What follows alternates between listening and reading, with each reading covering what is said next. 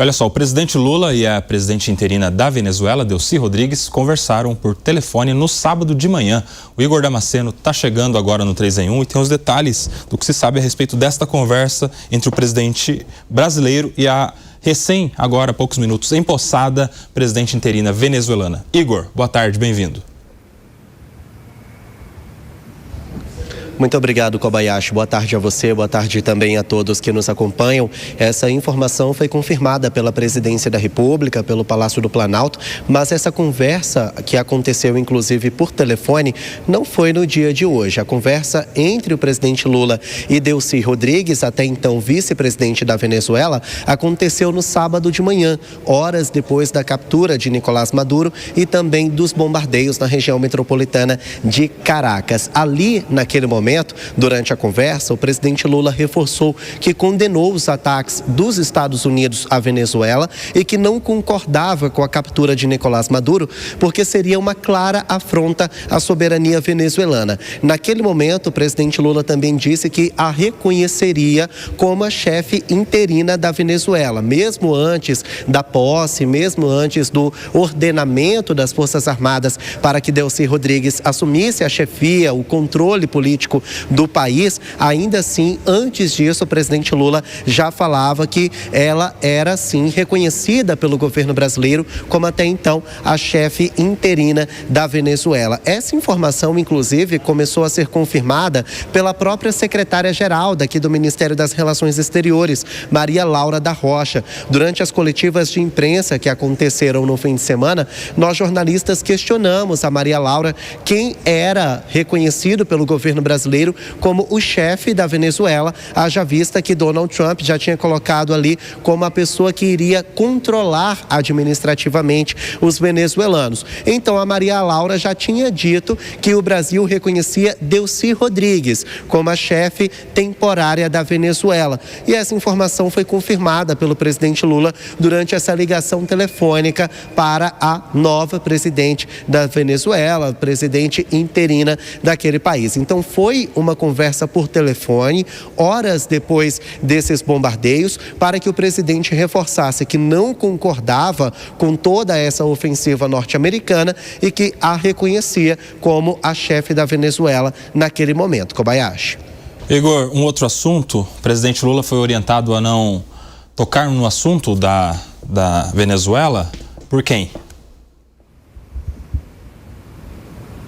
Exatamente isso. Uma fonte nossa no Palácio do Planalto disse que os auxiliares do presidente Lula estariam orientando a não se posicionar mais sobre esse assunto. A avaliação é que a nota publicada nas redes sociais do presidente Lula no fim de semana já é suficiente, porque já mostra qual é a posição do Brasil em torno desse assunto. E a posição é: não concorda com a ofensiva norte-americana por uma questão de desrespeito à soberania venezuelana e também desrespeito, descumprimento do direito internacional firmado desde a Segunda Guerra Mundial. Essa é a posição do Brasil, que foi divulgada pelas redes sociais do presidente Lula no sábado de manhã. E desde então, o presidente, que ainda não voltou para Brasília, continua no Rio de Janeiro, ele não toca mais nesse assunto. Faz parte da estratégia do governo federal, é uma estratégia primeiramente política, porque alguns adversários, pré-candidatos à presidência da República,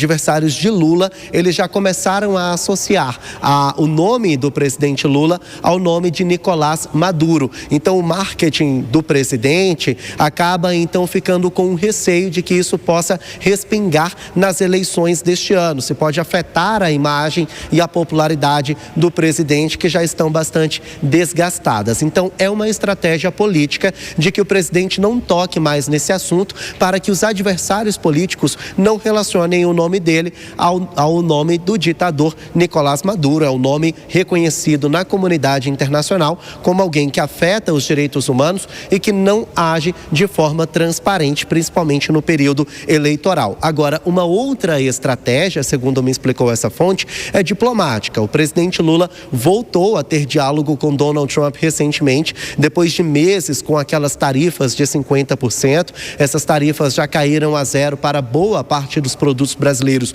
vendidos nos Estados Unidos, depois de muito diálogo com Donald Trump. Então, já que esse diálogo foi restabelecido, o governo teme que haja uma nova rusga e o Brasil comece a ter novas sanções diante dessa situação. Então, a ideia é não ter nenhuma munição, não dar munição para os adversários políticos em um ano eleitoral e também não criar uma nova briga com o presidente norte-americano. A posição do Brasil, divulgada no sábado e reafirmada hoje no Conselho de Segurança da ONU, já é o suficiente para então mostrar que o Brasil não concorda com essa história, segundo disse a nossa fonte, Kobayashi. Muito obrigado, Igor Damasceno, falando ao vivo e diretamente de Brasília. Por aqui, deixa eu chamar Alan Gani. Que situação, vamos do fim para o começo aqui, situação do presidente da República, o presidente Lula, né? Fez aquela nota protocolar, não cita nem o Trump, nem o Maduro, só fala ali aquelas palavras que estão na cartilha da diplomacia, né? Condenando a ação, exaltando a soberania, enfim. Como é que você vê a situação do presidente nesse momento? Porque ou se ele for se manifestar mais explicitamente, ele vai defender o Maduro ou o Trump nesse caso. E aí? Não, exatamente, é o que tem para fazer, né? Tem que ficar ali meio morno, em cima do muro, porque é uma situação muito delicada. Porque se ele bater no peito e fizer uma defesa mais enfática do Nicolás Maduro, né? Não do Nicolás Maduro, mas condenando a ação norte-americana, isso pode representar um risco de retaliação comercial. Justamente num momento, Koba, que foi muito importante, que o Brasil conseguiu reverter boa parte das tarifas protecionistas. Quase 900 produtos foram isentos, né? Então, só restando, quer dizer, isentos da tarifa lá de 50%, voltando ao que era antes. Restando apenas alguns produtos industriais, mas principalmente do agronegócio, avião, enfim, conseguiram sair das tarifas de 50%. Então seria um baita retrocesso. Ao mesmo tempo, fica muito complicado para ele legitimar a ação dos Estados Unidos, seja pela razão diplomática e seja também pela amizade, o vínculo histórico que ele tem com o Nicolás Maduro. Então, acho que, do ponto de vista estratégico, foi a melhor saída.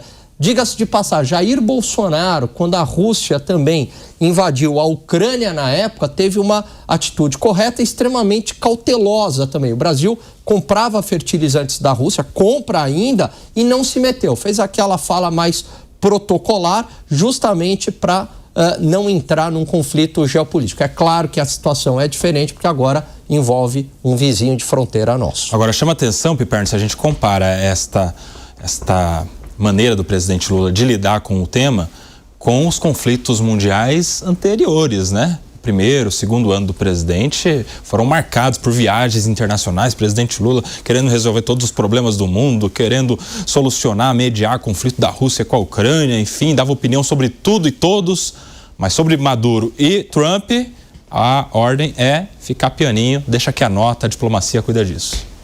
Se a gente comparar com a hiperatividade daqueles momentos, sim, essa atitude do Brasil é até bastante cautelosa. O Brasil está naquela posição de pagar para ver o que vai acontecer, né? Até porque eu acho que em algum momento o governo brasileiro, ou pelo menos figuras mais ligadas ao governo brasileiro, né, ao PT, alguém, por exemplo, como a ministra Gleisi, que costuma se comunicar e se manifestar bastante, talvez eles comecem a perguntar para os líderes da oposição do Brasil que saudaram a ação dos Estados Unidos, enfim, acabaram aplaudindo a ação dos Estados Unidos nos seus comunicados divulgados aí no sábado e também no domingo, por onde anda Maria Corina.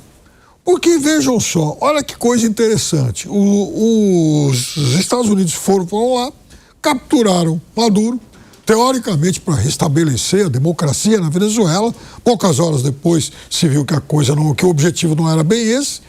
Mas vejam só, né? Um ano e pouquinho atrás, todos eles estavam irmanados aí na corrente de solidariedade para derrubar Maduro e garantir a posse do então candidato Edmundo Gonçalves Urrutia, né? Que foi o mais votado, não fosse a farsa em que se tornou a apuração das eleições venezuelanas. Então, naquele momento, a direita sul-americana, especialmente a brasileira, e com muita razão, inclusive, eram favoráveis que fosse feita alguma coisa para que o Edmundo Urrutia tomasse posse. Ele que era, digamos, um preposto de Maria Corina. Então, nesse momento, Maduro cai, o natural seria uma enfática defesa da histórica líder da oposição, enfim, da Venezuela. Não se deu um pio em relação a isso. Tem nenhum líder oposicionista brasileiro que vai cobrar isso. Eles agem e atuam de forma absolutamente vassala. Ou seja, papai Trump mandou, a gente obedece e não contesta absolutamente nada. E veja, foi assim no tarifaço, foi assim também na questão da lei Magnitsky, só que o presidente Trump acaba de vez em quando mudando de ideia. E quando ele retirou a lei Magnitsky, quando aliviou o tarifaço, e quando principalmente se reaproximou do presidente Lula, ele meio que deixou esse pessoal com a brocha na mão. Parece que eles ainda não aprenderam a lição. Anota o que eu estou falando. Quando o presidente Lula aparecer em público, for questionado pelos repórteres em coletiva, ele não vai falar o nome do Maduro, ele vai falar só Venezuela, para não ter essa ligação aí. E a oposição brasileira, se quer desgastar o presidente da República, deveria pensar mais nisso, né? Em provocar essas ligações e a manifestação do presidente brasileiro, porque é claro que ele vai defender a soberania da Venezuela e, por consequência, o regime de Maduro. Ele não vai criticar o Donald Trump. Como é que seria a situação dele? É uma sinuca de bico mesmo do presidente brasileiro, só que a oposição no Brasil está pensando em banheiro unissex, infelizmente, né, senhor Alangani? Precisa amadurecer um pouco mais a discussão, né? Precisa explorar mais o mundo real. Né? Então, muitas vezes a oposição aqui no Brasil, ela fica numa pauta única, não sai disso e tem uma avenida para ser explorada, segurança pública, economia, e aí ficou muito lá no PL da anistia. Tem muita coisa para bater, tem muito ponto fraco, o governo precisa articular melhor e menos ego, menos briga por protagonismo.